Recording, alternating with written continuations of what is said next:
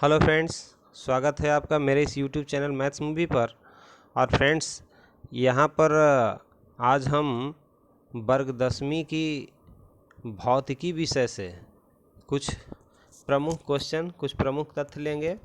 इस चैप्टर में जो कि पहला चैप्टर होगा प्रकाश का प्रवर्तन का नियम। प्रकाश के प्रवर्तन का नियम, इसमें जो प्रमुख बिंदु होंगे, इंपॉर्टेंट पॉइंट होंगे, उसी को हम देखेंगे। क्योंकि हमें विशेष पूरी किताब पढ़ने से जो एग्ज़ाम है उसमें काफ़ी अधिक हम अंक नहीं ला सकते हैं, बल्कि उसमें जो प्रमुख बिंदु है, इम्पॉर्टेंट पॉइंट ऑफ व्यू, उसे हमको देखना ज़रूरी है और इससे हम अधिक से अधिक अंक ला पाएंगे। तो इस कड़ी में हम आगे बढ़ते हैं और शुरुआत करते हैं बगैर समय लिए हुए। यहाँ पर हम देखेंगे कि ये जो प्रकाश का प्रवर्तन है, इसमें क्या इम्पोर्टेंट है, क्या महत्वपूर्ण है। तो सबसे पहले यहाँ पर हम देखेंगे प्रकाश के प्रवर्तन के कितने नियम होते हैं। ऐसा प्रश्न आएगा, ऑब्जेक्टिव में पूछता है, तो जवाब होगा प्रकाश के प्रवर्तन के 2 नियम होते हैं। अब उसी में आएगा प्रकाश के प्रवर्तन के कितने नियम होते हैं और कौन कौन होते हैं, तो आपको ये लिखना होगा दोनों नियम को। तो सबसे पहले हम देखें पहला नियम क्या कहता है। आपतित किरण, परावर्तित किरण तथा आपतन बिंदु पर डाला गया अभिलंब सभी एक ही तल या समतल में होते हैं। ठीक है, समझ में आ रही है बात। क्या लिखेंगे आप, तो पहला नियम है आपतित किरण, परावर्तित किरण तथा आपतन बिंदु पर डाला गया अभिलंब सभी एक ही तल या समतल में होते हैं। निश्चित रूप से याद कर लेंगे। देखिए यहाँ पर समझाया गया है, ये जो M और N है समतल दर्पण है, लिखा हुआ है यहाँ समतल दर्पण। वो जो आपको पॉइंट दिख रहा है यह आपतन बिंदु है। आपतन बिंदु कहने का अर्थ है कि जब A से प्रकाश चलता है और आकर के A पर टकराता है, क्योंकि यह समतल दर्पण है, तो यहाँ पर टकराने के बाद फिर पुनः B की ओर चला जाता है, O से B की ओर लौट जाता है, A से O की ओर आता है और फिर O से B की ओर लौट जाता है। तो जो A से O की ओर आ रहा है इसे आपतित किरण कहेंगे, और O पॉइंट पर टकराने के बाद जो B की तरफ चला जा रहा है इसको परावर्तित किरण करेंगे। अर्थात कहने का मतलब जो समतल दर्पण पर आई प्रकाश की किरण उसे आपतित किरण, और जो लौट गई टकराने के बाद उसे परावर्तित किरण कहेंगे। ठीक इसके बीच में दर्पण के लंबवत जो यहाँ पर आप ON दिखाई दे रहा है, यह रेखा, इसको अभिलंब कहेंगे। अर्थात कहने का मतलब कि MN जो समतल दर्पण है इस पर यह लंब होगा। इतनी बातें तो हम समझ रहे हैं। अब आगे हम चलते हैं, दूसरा नियम क्या कहता है। तो दूसरा नियम फ्रेंड्स कहता है कि आपतन कोण का मान परावर्तन कोण के मान के बराबर होता है, यानी कोण I बराबर कोण R होगा। अब इसका अर्थ क्या हुआ, कहने का मतलब आप यहाँ पर देख सकते हैं कि यह जो आपको दिख रहा है आपतित किरण अभिलंब के बीच में जो कोण बन रहा है I, और अभिलंब और परावर्तित किरण के बीच में जो कोण बन रहा है R, यही कोण I है और यही कोण R है। तो कोण I इक्वल टू कोण R, अर्थात यह दोनों बराबर होते हैं। ठीक है, तो यही आपका 2 नियम है। ठीक है, किसका, प्रकाश के परावर्तन के 2 प्रमुख नियम हैं। अब इसमें प्रतिबिंब बार बार आपको आएगा, तो हमको समझना है कि प्रतिबिंब क्या होगा, क्या होता है। प्रतिबिंब का परिभाषा पहले तो देख लें। परावर्तन या अपवर्तन के बाद प्रकाश की किरण जिस बिंदु पर संसृत का मतलब होता है जमा, अथवा अपसृत का मतलब होता है फैलना, होती है, उसे क्या कहते हैं, तो उसे वस्तु का प्रतिबिंब कहते हैं। एक बार फिर से देख लेंगे। परावर्तन या अपवर्तन के बाद प्रकाश की किरण जिस बिंदु पर संसृत अथवा अपसृत होती है उसे उस वस्तु का प्रतिबिंब कहते हैं। ठीक है, अब देखेंगे तो ये जो प्रतिबिंब है, इमेज है, कितने प्रकार के होते हैं, तो 2 प्रकार के। एक वास्तविक प्रतिबिंब और दूसरा आभासी प्रतिबिंब, जिसको काल्पनिक प्रतिबिंब भी हम कहते हैं। अब दोनों में अंतर भी कभी कभी पूछता है कि वास्तविक प्रतिबिंब और काल्पनिक प्रतिबिंब में आप अंतर बताइए। तो ऐसे भी इस प्रश्न का जवाब आप दे सकते हैं, और सिर्फ कहेगा क्या, तो वास्तविक प्रतिबिंब के बारे में बताइए, तो 3 पॉइंट्स है, और आभासी प्रतिबिंब के बारे में इसका भी 3 पॉइंट्स है। कंपेयर करके हम लोग देखेंगे तो ज़्यादा ध्यान में रहेगा। तो चलिए, वास्तविक प्रतिबिंब में पहला क्या कहता है, यह वास्तविक कटान से बनता है। यह वास्तविक प्रतिबिंब है वो किससे बनेगा, तो किरणों के वास्तविक कटाव से बनेगा। जबकि आभासी प्रतिबिंब कैसे बनेगा, तो यह आभासी कटान से बनेगा। याद रखना है, वास्तविक रहेगा तो वास्तविक कटान से बनेगा, और आभासी रहेगा तो आभासी कटान से बनेगा। अर्थात इसको काल्पनिक प्रतिबिंब भी कहेंगे, आभासी प्रतिबिंब को। दूसरा कहता है कि यह हमेशा उल्टा बनता है। एक बात आप कंफर्म हो लीजिए कि जब भी कोई आपको प्रतिबिंब दर्पण में दिखता है और वह उल्टा है, तो आप स्पष्ट रूप से मान लीजिए कि यह वास्तविक प्रतिबिंब है। और आभासी में देखते हैं तो यह हमेशा सीधा बनता है। कहने का मतलब, आभासी प्रतिबिंब जो आपको सीधा प्रतिबिंब दिख रहा है, तो आप समझिए कि यह जो प्रतिबिंब है आभासी है। सीधा जहां आपको नजर आए समझना है आभासी प्रतिबिंब, काल्पनिक प्रतिबिंब है। तीसरा नंबर देखते हैं, यह परावर्तक सतह के सामने बनता है। जैसे मान लेते हैं ये दर्पण है, दर्पण है तो यहाँ से प्रकाश किरणें आएगा और फिर इधर जाएगा, तो मतलब सामने ही बनेगा। यह सामना है, यह पीछे हो गया, यह पीछे हुआ, तो यह परावर्तक सतह के सामने बनेगा। यह कौन सा, वास्तविक प्रतिबिंब। जबकि जो आभासी प्रतिबिंब है यह पीछे की ओर बनेगा। तो लिखा है यह परावर्तक सतह के पीछे की ओर बनता है। अच्छी तरह से 1-2 बार वीडियो को रोक करके आप देख लेंगे, सारी बातें आप समझ जाएंगे। मैं पूरा प्रयास आपको समझाने का करता हूँ, फिर भी कहीं दिक्कत लगे तो 1-2 बार और वीडियो को देख लेंगे, या ज़्यादा परेशानी समझने में हो रही हो तो आप कमेंट करके बताएंगे, मैं फिर से इस पर एक वीडियो बना दूंगा। अब देखिए, समतल दर्पण से बने प्रतिबिंब की विशेषता क्या क्या होती है।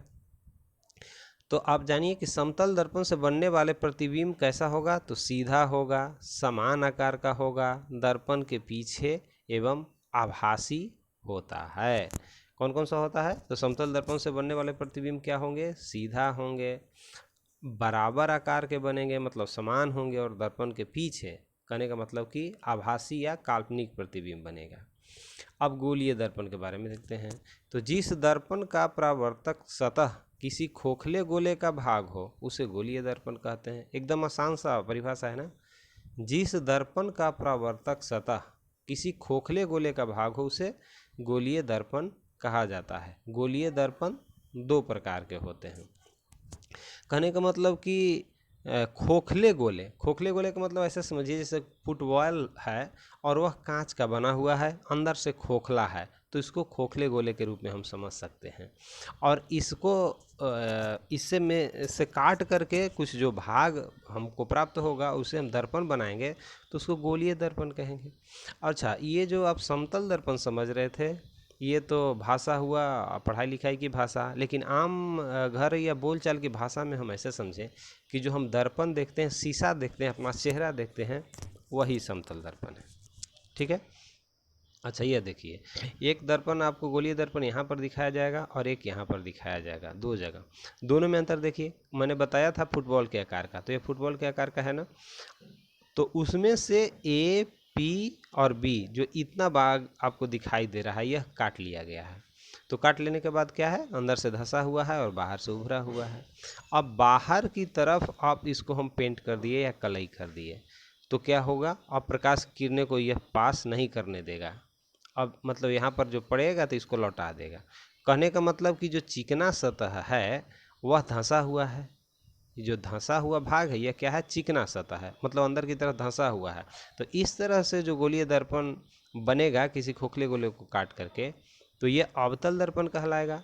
जबकि फिर यहाँ पर देखिए इस तरह से काटा गया है APB भाग, अब इसको अंदर से कलई कर दिया गया या पेंट कर दिया, तो इसका जो उभरा हुआ भाग है मतलब उठा हुआ भाग है वह चिकना है। कहने का मतलब परावर्तक सतह का यह कार्य करेगा। तो यह कौन सा भाग हो जाएगा, तो यह हो जाएगा उत्तल दर्पण। ठीक है, कोई दिक्कत तो नहीं होनी चाहिए। अब आगे हम लोग देख लेते हैं इससे संबंधित चीज़, इन बातों को जानेंगे कि कौन कौन सा चीज़ इसमें हमको समझना है। तो हमको क्या समझना है, ध्रुव। ध्रुव किसको कहेंगे, यहाँ पर हम लोग देखते हैं ध्रुव किसको कहेंगे। तो ध्रुव में है कि दर्पण APB का मध्य बिंदु P है। क्या है, दर्पण APB का मध्य बिंदु यहाँ पर P आपको दिख रहा है, इसी को हम ध्रुव कहेंगे। कहने का मतलब जी जो भाग आप काट करके बनाए हैं किसी खोखले भाग से, तो जो भाग आपके पास है उसका ठीक बीचों बीच का जो भाग होगा उसी को हम क्या कहेंगे, तो ध्रुव कहेंगे, अर्थात मध्य बिंदु को। इसमें भी P है और इसमें भी P है, दोनों में आप जो P देख रहे हैं इसी को ध्रुव का मध्य बिंदु जो होगा इस दर्पण का, उसे ध्रुव कहेंगे। अब मुख्य अक्ष देखते हैं, तो वक्रता केंद्र यहाँ पर C को कहेंगे, और ध्रुव को मिलाने वाली सरल रेखा ध्रुव क्या है, P है। C वक्रता केंद्र और P ध्रुव, यह दोनों को जो मिलाने वाली रेखा आप देख रहे हैं, यहाँ में भी देख रहे हैं, तो इसे मुख्य अक्ष कहेंगे, प्रिंसिपल एक्सिस कहेंगे। ठीक है। अब इसमें देखिए एक शब्द आ गया वक्रता केंद्र, तो यह क्या होता है, इससे संबंधित सारी जो जुड़ी हुई बातें हैं उस सारी बातों को हम यहाँ देखते हैं। देखिए, तो वक्रता केंद्र क्या है, दर्पण जिस खोखले गोले का बना होता है उसका केंद्र ही दर्पण का वक्रता केंद्र कहलाता है। ठीक है, जैसे मान लेते हैं फुटबॉल जो बना हुआ है और उसका जो बीच का केंद्र होगा, तो दर्पण के सेंस में हम बात करेंगे तो वही उसका वक्रता केंद्र कहलाएगा। ठीक है ना, लिखा हुआ है दर्पण जिस खोखले गोले का बना होता है, ठीक है, का केंद्र ही दर्पण का वक्रता केंद्र कहलाएगा। मतलब जिससे काट करके बनाया गया उसके केंद्र को ही वक्रता केंद्र कहेंगे। अब वक्रता त्रिज्या की बात करें, दर्पण जिस गोले का भाग होता है उसकी त्रिज्या को दर्पण की वक्रता त्रिज्या कहते हैं। यहाँ PC वक्रता त्रिज्या है। देखिए आपको PC दिखाते हैं, क्या है PC, ये आपका रहा P और यहाँ C, P और C, तो P और C के बीच की जो दूरी है, P और C के बीच की दूरी है, यही वक्रता त्रिज्या है, अर्थात R है। ठीक है, कहाँ, ध्रुव और वक्रता केंद्र के बीच की दूरी, ध्रुव और वक्रता केंद्र के बीच की दूरी वक्रता त्रिज्या कहलाएगी।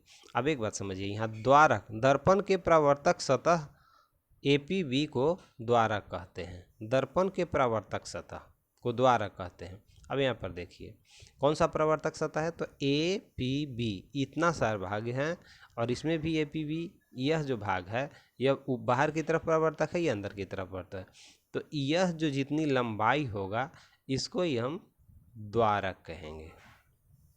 ठीक है, अब आगे हम लोग देखते हैं, मुख्य फोकस की चर्चा करते हैं कि मुख्य फोकस किसको कहेंगे। तो मुख्य फोकस या फोकस एवं फोकस दूरी, मुख्य फोकस को ही फोकस भी कहा जाता है और फोकस दूरी एक अलग चीज़ हो गई। यहाँ पर समझिए ये कौन सा है, अवतल दर्पण, और यह है उत्तल दर्पण। मैंने बताया था, देख करके भी आप समझ सकते हैं कि अंदर जो धंसा हुआ भाग रहेगा, चिकना भाग, तो वह अवतल दर्पण होगा, और उठा हुआ भाग रहेगा, उभरा हुआ भाग, चिकना वाला भाग जो परावर्तक सतह होगा, वह उत्तल दर्पण होगा। तो यहाँ पर देखते हैं कि M और M' ये कोई दर्पण है, P क्या है इसका, तो ध्रुव है। अब यहाँ से जो ये किरणें हैं, प्रकाश किरणें आकर के टकराती है MM' दर्पण पर, और टकराने के बाद यह जो क्या है आ करके इसका जो मुख्य अक्ष है उसके एक बिंदु F पर मिलती है। ऊपर से ये किरणें आ रही है और नीचे से ये जा रहा है, F पर मिलती है। तो जहाँ पर ये किरणें एक दूसरे को काटती है या मिलती है, इसे हम फोकस कहते हैं, F। और यह ध्रुव जो P आप देख रहे थे और फोकस F, इन दोनों के बीच की दूरी को हम स्मॉल f से लिखते हैं और इसको हम फोकस दूरी कहते हैं, स्मॉल f से। उसी तरह यहाँ देखिए उत्तल दर्पण में भी जब प्रकाश किरणें आती है, आने के बाद टकराने के बाद फिर क्या होता है, तो उसी तरफ जिधर से आया है लौट जा रहा है। लौटने के बाद हम क्या करेंगे, इसको पीछे की तरफ बढ़ा करके देखेंगे तो यहाँ पर F पर मिलती हुई प्रतीत होती है। ये समझिए, मिलती नहीं है, मिलती हुई प्रतीत होती है। तो कहने का मतलब ये काल्पनिक बातें हो गई, पीछे की ओर, इधर की ओर आ गया, आगे की तरफ नहीं है, तो यह मिलती हुई प्रतीत होती है F बिंदु पर, इसको फोकस कहेंगे। और यह तो आप जान ही रहे हैं वक्रता केंद्र है। और यह जो P और F के बीच की दूरी है इसे फोकस दूरी कहेंगे, स्मॉल f से इसे सूचित करेंगे। तो यह जो चित्र हो गया आपको उत्तल दर्पण से संबंधित है, उत्तल दर्पण है, और यह अवतल दर्पण है। अब आपको आगे इसमें बताते हैं और कौन सी बातें जाननी है, ध्यानपूर्वक आप देखेंगे, जहाँ दिक्कत लगे तो आप कमेंट कर देंगे कि हाँ हमें ये बात समझ में नहीं आया, तो मैं फिर से आपको प्रयास करूँगा। अब आगे देख लीजिए, आगे यहाँ पर कहता है कि प्रधान अक्ष के समानांतर चलने वाली प्रकाश की किरणें परावर्तन के उपरांत प्रधान अक्ष के जिस बिंदु पर मिलती है उसे मुख्य फोकस या फोकस कहा जाता है। यहाँ पर जो F दिखाई दे रहा है आपको, कैपिटल F, यही फोकस है। यहाँ देखिए था ना F, और यहाँ पर भी F है। यह क्या है? तो यह फोकस है। कौन सा था? प्रधान अक्ष के समांतर। प्रधान अक्ष ठीक बीचों बीच था ना, P और C से होकर गुजर रहा है, तो उसके समांतर ये प्रकाश किरणें आई है और परावर्तन के बाद फिर जिस बिंदु पर मिलती है, मतलब अवतल दर्पण में यहाँ F पर मिल रही है और उत्तल दर्पण में F पर मिलती हुई प्रतीत हो रही है। ठीक है, तो इसको हम क्या कहेंगे? मुख्य फोकस या फोकस कहेंगे। और यहाँ पर F जो है आपका फोकस ही है। फोकस दूरी की बात करें तो दर्पण के ध्रुव एवं फोकस के बीच की दूरी को फोकस दूरी कहते हैं।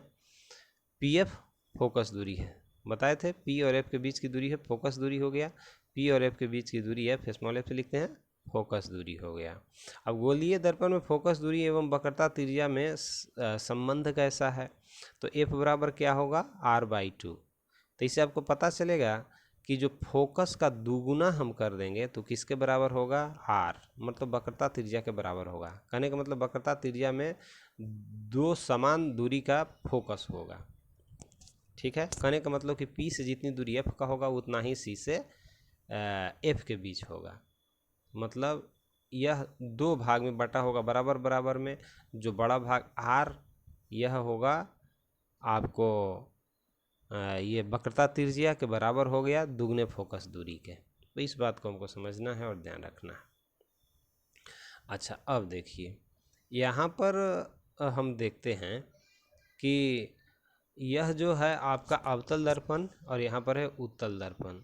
तो यहाँ पर ये प्रकाश किरणें आ करके बी बिंदु पर मिलती है और ये टकरा करके फिर सी से होकर के ये एफ से होकर के निकलती है परावर्तित किरणें।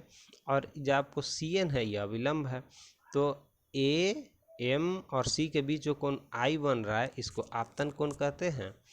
और फिर ये CB और F के बीच जो R कोण बन रहा है इसको परावर्तन कोण कहते हैं। सही बात इसमें भी है, जस्ट इस तरह से उत्तल दर्पण में भी इस प्रकार की बात है। और आपको फोकस दूरी F के बारे में पता ही था, P और F के बीच में जो बनेगा ध्रुव और फोकस के बीच में, तो फोकस दूरी होगा स्मॉल f से। और P और C अर्थात ध्रुव और वक्रता केंद्र के बीच की दूरी को हम R से लिखते हैं, रेडियस ऑफ कर्वेचर कहते हैं, वक्रता त्रिज्या, और इसमें भी। ठीक है, अब यहाँ पर देखिए मतलब किस तरह से ये परावर्तित होती है किरणें, ये दिखाया गया है। गोलीय दर्पण द्वारा प्रतिबिंब का निर्माण। गोलीय दर्पण में किस तरह के प्रतिबिंब निर्माण होंगे उसको विभिन्न स्थितियों में हम 6 स्थिति में बांट करके इसको देखेंगे।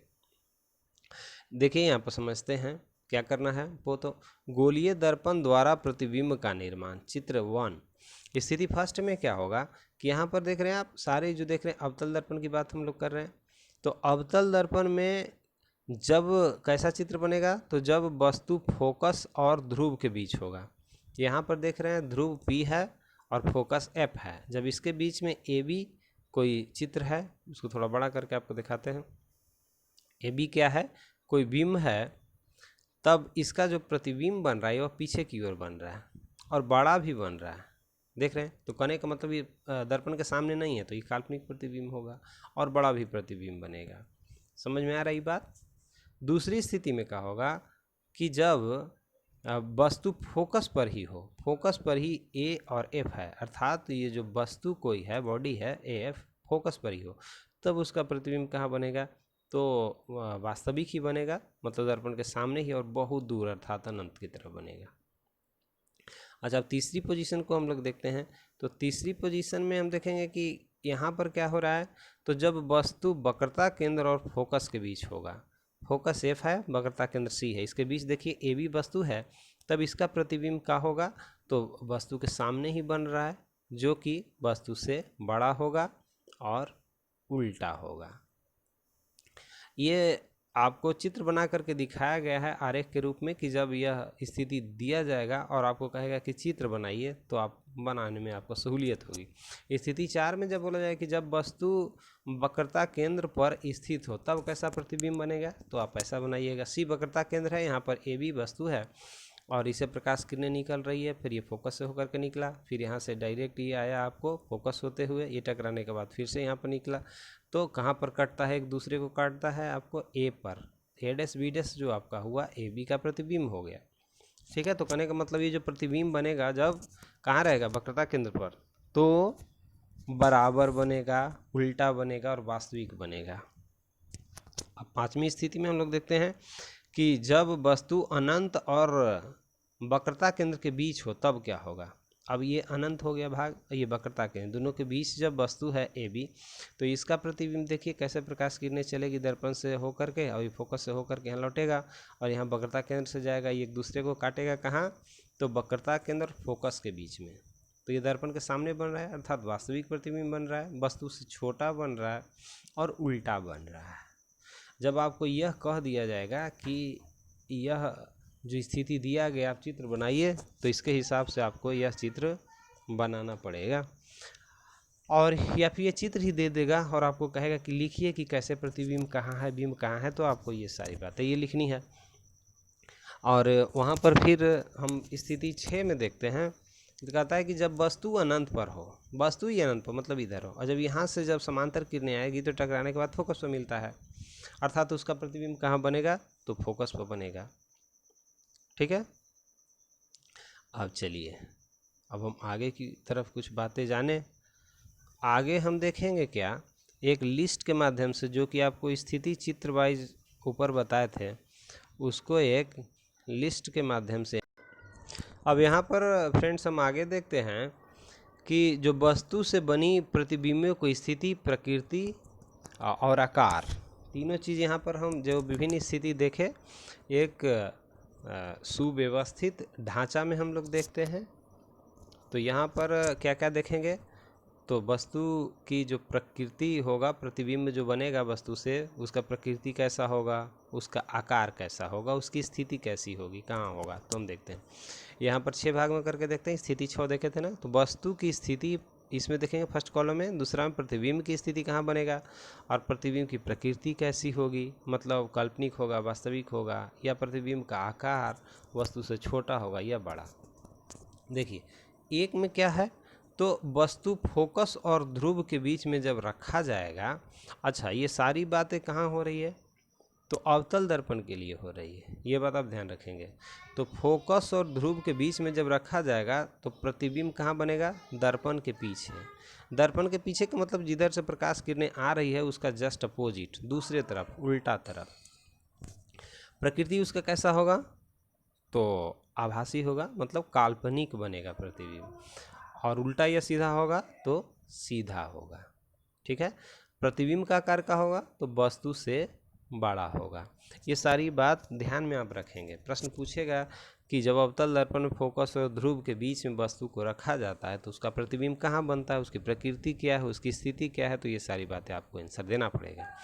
ये ऑब्जेक्टिव प्रश्न के लिए भी सही है, और आपको कुछ स्थिति दे करके दीर्घोत्तरीय लघुत्तरीय में भी पूछ सकता है।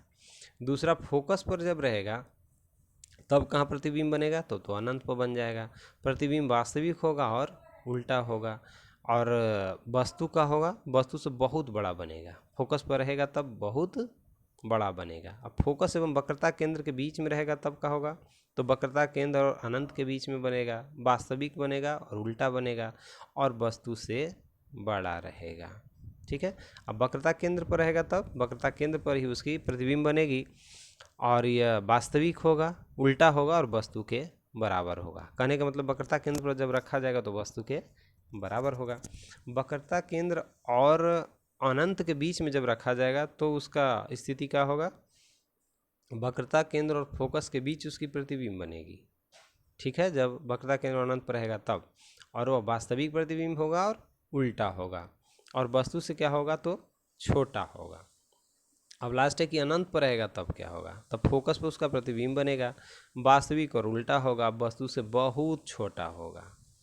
ठीक है, तो इसे आप क्या करेंगे, आप चाहें तो इसका स्क्रीनशॉट ले लीजिएगा, स्क्रीनशॉट आप ले लीजिएगा तो याद करने में सुविधा होगी, एक दो बार इसको देख लीजिएगा तो आपको याद हो जाएगा, और ये एग्ज़ाम में अच्छा अंक लाने में काफ़ी मददगार होगा। आइए कुछ हम उपयोग की बात करते हैं। तो अवतल दर्पण का उपयोग कहाँ कहाँ होता है, आखिर इसको पढ़ने से क्या फ़ायदा है, हम क्या जान सकते हैं, इसका उपयोग कहाँ करेंगे। तो नंबर 1, हजामती दर्पण के रूप में। कहने का मतलब जब हम लोग दाढ़ी वगैरह बनाने जाते हैं तो क्या होता है, इस टाइप का ये जो अवतल दर्पण रखता है तो उसमें बड़ा प्रतिबिंब दिखाई देता है, मतलब दाढ़ी बड़ी बड़ी मालूम होती है, तो उसको बनाने में सुविधा होती है। सोलर कुकर में जो कुकर होता है उसमें सोलर लगाया जाता है, तो सोलर कुकर में भी अवतल दर्पण का उपयोग होता है। रोगी के इलाज में भी, जब रोगी का इलाज करना होता है रोगों का, तो उसमें भी इसका उपयोग किया जाता है। गाड़ी के अग्रदीप, टॉर्च, टेबल लैंप में किया जाता है। मतलब जो आगे का हेडलाइट कहते हैं उसको अग्रदीप और टॉर्च और ये टेबल लैंप में इस दर्पण का उपयोग किया जाता है। अच्छा, आगे देखिए कि उत्तल दर्पण में केवल आभासी प्रतिबिंब बनता है, ये बात आप ध्यान रखिएगा हमेशा। उत्तल दर्पण में केवल आभासी प्रतिबिंब बनता है, यह प्रतिबिंब हमेशा सीधा और वस्तु से छोटा होता है। एकदम रट जाइए, इसको निश्चित रूप से ध्यान रखना है। क्या? उत्तल दर्पण में केवल आभासी प्रतिबिंब बनता है, यह प्रतिबिंब हमेशा सीधा होता है और वस्तु से बहुत छोटा होता है। उत्तल दर्पण का उपयोग भी देख लीजिए, इसका क्या उपयोग है। तो उत्तल दर्पण का उपयोग में यह मोटरसाइकिल, ट्रक, बस इत्यादि के जो साइड मिरर, मतलब जिससे हम पीछे की तरफ देखते हैं दृश्य को, वो साइड मिरर बोलता है। तो ये वहाँ पर उसमें जो लगा होता है दर्पण, वह उत्तल दर्पण ही होता है। यहाँ पर देखिए उत्तल दर्पण को दिखाया गया है। दूसरा, सड़क या गली के स्ट्रीट लाइट के परावर्तक सतह के रूप में भी उत्तल दर्पण का उपयोग किया जाता है। जो स्ट्रीट लाइट लगा होता है रोशनी के लिए सड़क या गली में, वहाँ भी उत्तल दर्पण का प्रयोग किया जाता है। अब गोलीय दर्पण के चिन्ह परिपाटी के बारे में थोड़ा समझ लेते हैं, यह बहुत ही ज़रूरी है। तब ये जानकारी के बाद आपको जो न्यूमेरिकल आंकिक प्रश्न होंगे बनाने में सुविधा होती है। ठीक है, तो यहाँ पर हम देखते हैं क्या, गोलीय दर्पण का चिन्ह परिपाटी। दर्पण के सम्मुख आपतित किरण की दिशा हमेशा धनात्मक होगा। देखिए, तो आपतित किरण इधर से है ना, आपतित किरण यहाँ देखिए, तो इधर वाला चीज़ धनात्मक हो जाएगा। एवं आपतित किरण की विपरीत दिशा ऋणात्मक होगा। ये आपतित किरण है तो विपरीत दिशा कौन हो गया, विपरीत दिशा इसका उल्टा हो जाएगा। ये आ रहा है किरण, ये आपतित किरणें, तो इधर से इसका ये जो होगा विपरीत किरणें होगी, तो यह ऋणात्मक होगा। मतलब इधर की तरफ जो दूरियां होगी वो प्लस होंगी क्योंकि इसकी दिशा में है, और इधर जो दूरियां होंगी यह माइनस में होगी, ये नहीं होगा। दर्पण सूत्र का होता है, ध्यान रखना है, 1/v + 1/u बराबर 1/f। v क्या है, प्रतिबिंब की दूरी है, u है वस्तु की दूरी, और f क्या है, तो फोकस दूरी है। अच्छा, आवर्धन भी ध्यान रखिएगा, आवर्धन m बराबर क्या हो गया, प्रतिबिंब की ऊंचाई बटा बिंब की ऊंचाई h2/h1, या प्रतिबिंब की दूरी बटा बिंब की दूरी, और यहाँ पर माइनस आगे लगा देंगे, माइनस चिन्ह के साथ -v/u। यह बहुत इंपॉर्टेंट सूत्र है, जब आंकिक प्रश्न बनाएंगे इसको हमेशा ध्यान रखेंगे। थोड़ा चिन्ह परिपाटी को आपको हम बड़ा दिखा करके बताते हैं तो कुछ समझ में ज़्यादा आएगा।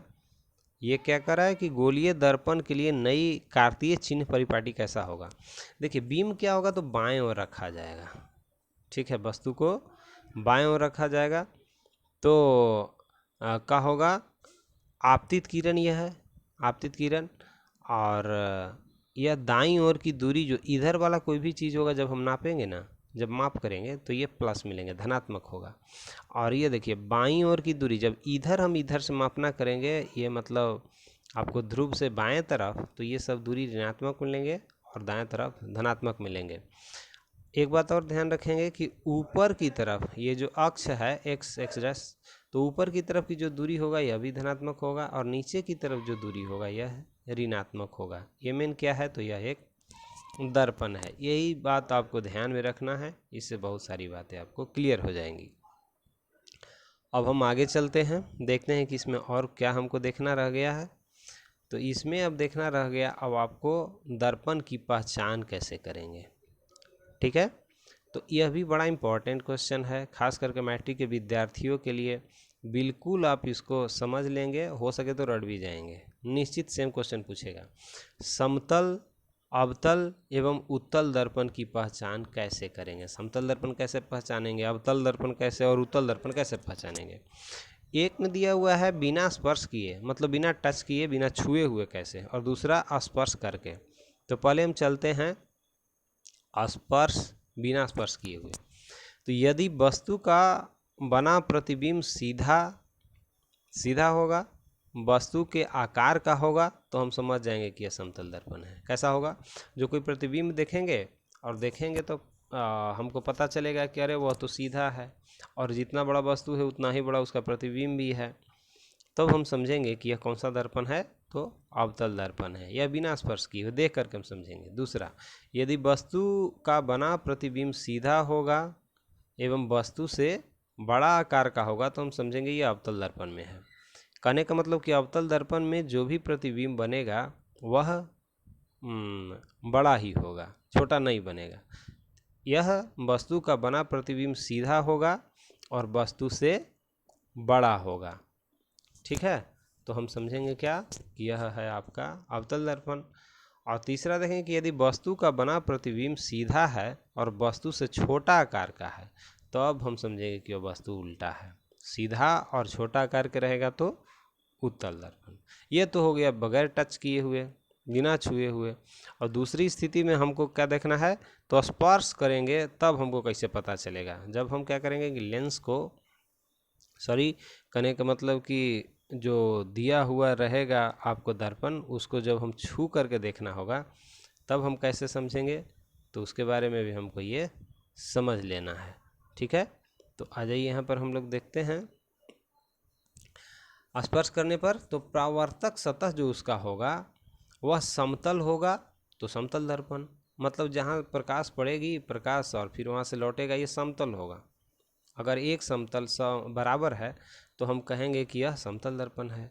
दूसरा, परावर्तक सतह धंसी हुई हो, धंसी हुई का मतलब इस टाइप से हो, इधर ये कलई किया हुआ, पेंट किया हुआ है, परावर्तक सतह इधर है, तो इसे हम कहेंगे अवतल दर्पण। जब धंसा हुआ हो परावर्तक सतह, और परावर्तक सतह उभरी हो या उठी हो, उभरा का मतलब उठा हो आगे की ओर, तो इसको उत्तल दर्पण कहेंगे। कहने का मतलब इस तरह से, यह जो दर्पण है अंदर की तरफ कलई किया हुआ है, तो परावर्तक सतह ही फिर हो गया ना, इधर से आएगा, ये टकरा करके ऐसे जाएगा, तो ये उत्तल दर्पण हो गया। अब यह जो क्लास 10वीं की जो भौतिकी विषय के प्रथम पार्ट प्रकाश के परावर्तन से हम लोग देख रहे थे, अगर इससे आपको कुछ फ़ायदा हुआ होगा तो आप लाइक करेंगे, कमेंट करेंगे, और जितने भी स्टडी ग्रुप हैं वहाँ शेयर कर देंगे, और फ्रेंड्स मुख्य रूप से सब्सक्राइब कर लेंगे, क्योंकि ये बनाने में मेहनत पड़ती है और आपको कुछ फ़ायदा हो, और इसके लिए हम आगे प्रयास करते रहेंगे। बहुत बहुत धन्यवाद। Thank you very much.